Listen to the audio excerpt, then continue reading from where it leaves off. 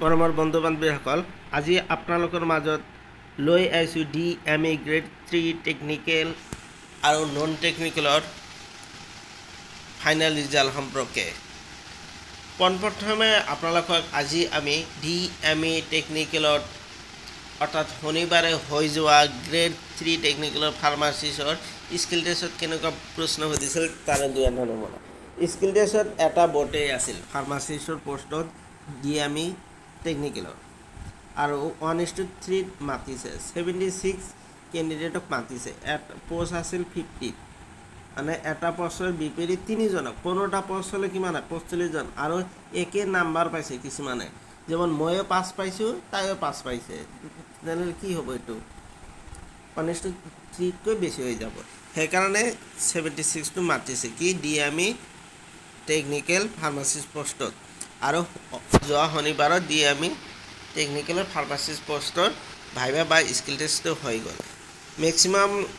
ল'ৰা ছোৱালীৰ experience certificate বিচাৰিছিল যদিও নাই যি নহওক মৰমৰ বন্ধু বান্ধৱীসকল আৰু এই DME টেকনিকেলৰ জুলাই মাহতে শেষ হৈ যাব স্কিল টেষ্টটো শেষ হোৱাৰ লগে লগে DME নন টেকনিকেল অৰ্থাৎ আগষ্ট মাহৰ শেষৰ পিনে বা মাজতেই DME নন টেকনিকেল ৰিজাল্টটো আহিব লাগে ৰিটিন এক্সামৰ আৰু তাৰ পিছতে আপোনালোকৰ ৰিটিন টেষ্টৰ ৰিজাল্ট অহাৰ পিছে স্কিল টেষ্ট আগষ্টতে শেষ হ'ব হয় ছেপ্টেম্বৰত ফাইনেল ৰিজাল্ট হ'ব যেহেতু অহা 10 অক্টোবৰত এই গোটেইকেইটা পোষ্টৰ এপইণ্টমেণ্ট হৈ যাব লাগে এতিয়া আমাৰ নন টেকনিকেলটো বেচিক চেলেঞ্জ ইন্সপেক্টৰ কাৰ্টিৰ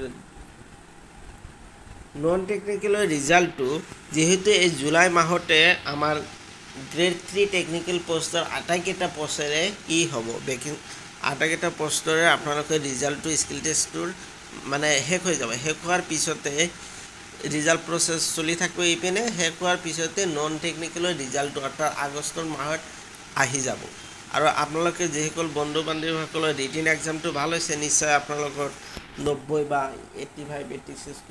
86 কৈ যেহেতু পাইছে সেইটোৰ নাম আহি যাব গতিকে আপোনালোকে কোনো টেনশ্যন কৰিব নালাগে যে DME নন টেকনিকেলৰ ৰিজাল্ট কেতিয়া আহিব অতি সোনকালে আহি আছে থ্যাংক ইউ ৱাচিং মাই ভিডিঅ'